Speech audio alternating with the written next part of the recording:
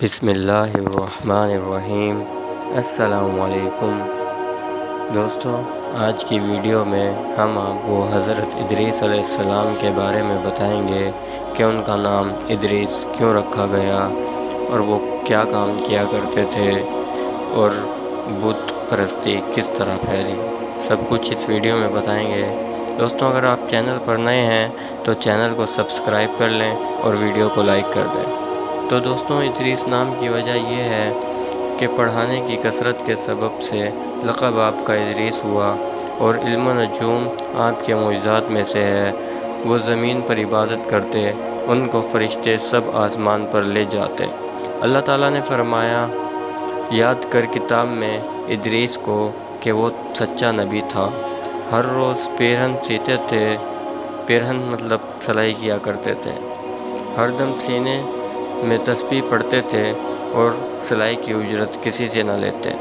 ایک روز کا ذکر ہے کہ وہ اپنے کام سے فراغت پا کر بیٹھے تھے کہ اسی وقت ملک الموت آرزوئے تمام امر الہی سے آدمی کی صورت بن کر مہمان کے طور پر رات کو حضرت ادریس کے دروازے پر آ پہنچے۔ آن حضرت صائم الدہر تھے۔ جب شام ہوتی، افطار کرتے وقت کھانا آپ کا بہشت سے آتا، جس قدر چاہتے کھا لیتے، باقی کھانا پھر بہشت میں چلا جاتا۔ اور اس دن کا کھانا بہشت سے آیا تو حضرت ادریس علیہ السلام نے وہ کھانا اس مسافر کو پیش کر دیا۔ مسافر نے کچھ نہ کھایا، قدم پر قدم رکھ کر عبادت کرتا رہا۔ حضرت ادریس علیہ السلام نے ان کا یہ حال دیکھ کر متعجب ہوئے کہ یہ کون شخص ہے۔ جب روز روشن ہوا، حضرت ادریس علیہ السلام نے ان سے کہا کہ اے مسافر، تم میرے ساتھ چل کہ خدا کی قدرت صحرا میں جا کر دیکھو۔ تب دونوں بزرگ گھر سے میدان کی طرف نکلے۔ جاتے جاتے ایک گیہوں کے کھیت میں جا پہنچے۔ حضرت ملک الموت نے کہا، چلو اس کھیت سے چند خوشے گیہوں کے لے کر ہم تم مل کر کھائیں۔ حضرت ادریس علیہ السلام نے فرمایا کہ عجب ہے، تو نے شب گزشتہ کو کھانا حلال نہ کھایا، اب کھانا چاہتا ہے۔ پھر وہاں سے دونوں بزرگ ایک دوسرے باغ میں جا پہنچے اور وہاں بھی انگور دیکھ کر حضرت اسرائیل علیہ السلام نے کھانے کا قصد کیا۔ حضرت ادریس نے فرمایا کہ تصرف ملک غیر میں حرام ہے۔ پھر جاتے جاتے ایک بکری دیکھ کر اسرائیل علیہ السلام نے کھانے کا ارادہ کیا۔ پھر حضرت ادریس نے کہا کہ بیگانی بکری کو ذبح کر کے کھانا ممنوع ہے۔ بس اس طرح 3 روز تک دونوں باہم گفتگو کرتے رہے، جب کہ ادریس علیہ السلام نے معلوم کیا کہ یہ کون شخص ہے اور بنی آدم میں سے معلوم نہیں ہوتا۔ تب حضرت نے فرمایا کہ خدا کے واسطے ظاہر تو کرو کہ تم کون ہو۔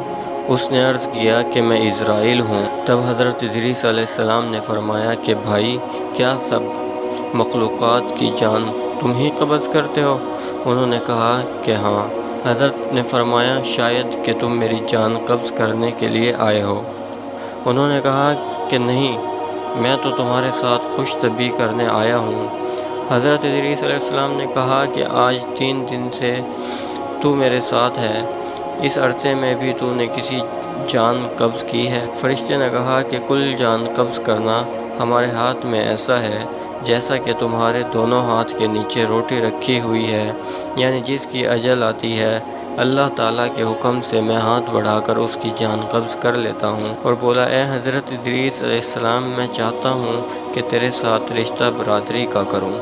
حضرت ادریس علیہ السلام نے فرمایا کہ میں تیرے ساتھ رشتہ برادری کا تب کروں گا کہ تلخی جان کی ایک بار کی تو مجھ کو چکھا دے، تاکہ خوف اور عبرت مجھے زیادہ ہو، اور پھر عبادت اپنے خالق کی زیادہ کروں۔ ملک الموت نے کہا کہ بے رضائے الہی کسی کی جان قبض نہیں کر سکتا ہوں۔ تب حضرت ادریس علیہ السلام نے خداوند قدوس درگاہ میں عرض کی، حکم ہوا کہ جان حضرت ادریس علیہ السلام کی قبض کر۔ انہوں نے حضرت ادریس علیہ السلام کی جان قبض کر لی۔ پھر ملک الموت نے خدا کی درگاہ میں دعا مانگی، پھر اللہ نے ان کو زندہ کیا، اور حضرت ادریس علیہ السلام نے اٹھ کر ملک الموت کو اپنی گود میں لے لیا۔ دونوں نے آپس میں رشتہ برادری کا لگایا۔ پھر ملک الموت نے ان سے پوچھا، اے بھائی، تلخی جان کی کیسے تھی؟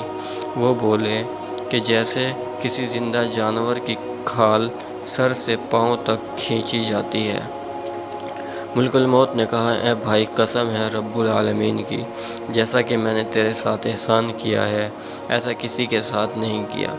حضرت ادریس علیہ السلام نے فرمایا، اے بھائی، مجھے دوزخ دیکھنے کا شوق ہے، تو مجھ کو اس کے دروازے تک لے چل تاکہ اس کے دیکھنے سے خوف الہی زیادہ ہو اور میں پھر عبادت اور بندگی زیادہ کروں گا۔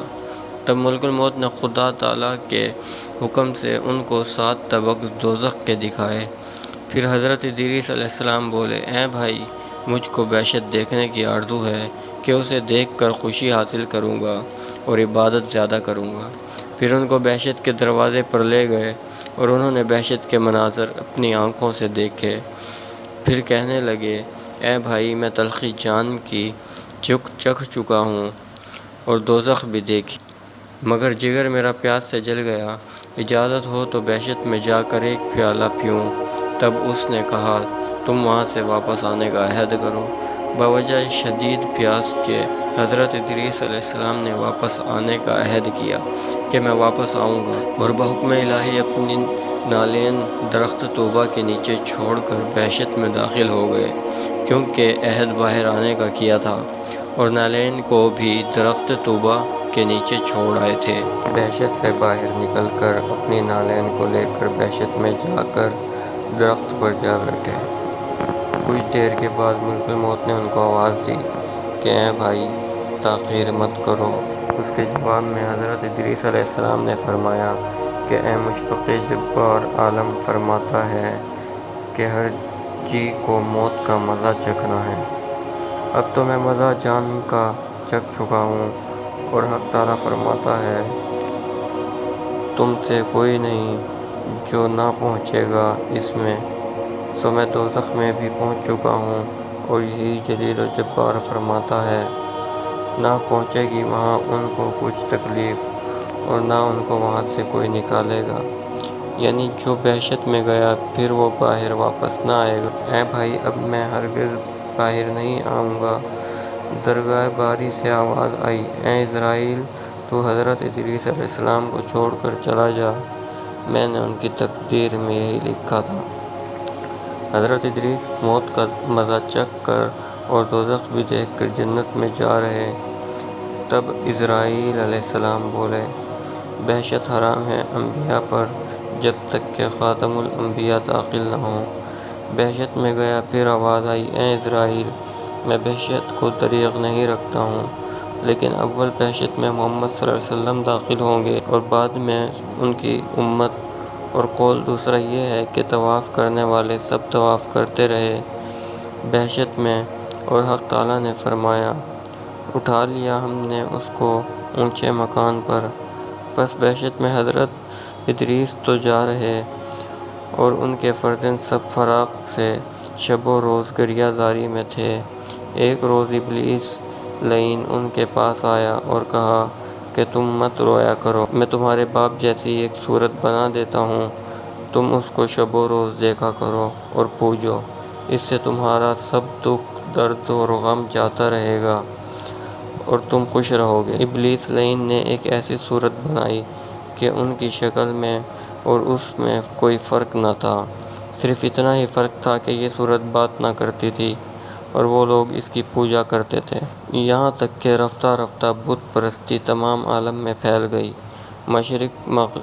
مشرق سے مغرب تک یہ رواج جاری رہا، کوئی آدمی اللہ تعالیٰ کو نہ جانتا تھا، علم و عمل ان میں مفقود تھا۔ خدا تعالیٰ نے بعد میں حضرت نوح علیہ السلام کو ان پر پیغمبر بنا کر بھیجا تاکہ ان کو راہ ہدایت کی بتا دیں۔ جزاکم اللہ خیر۔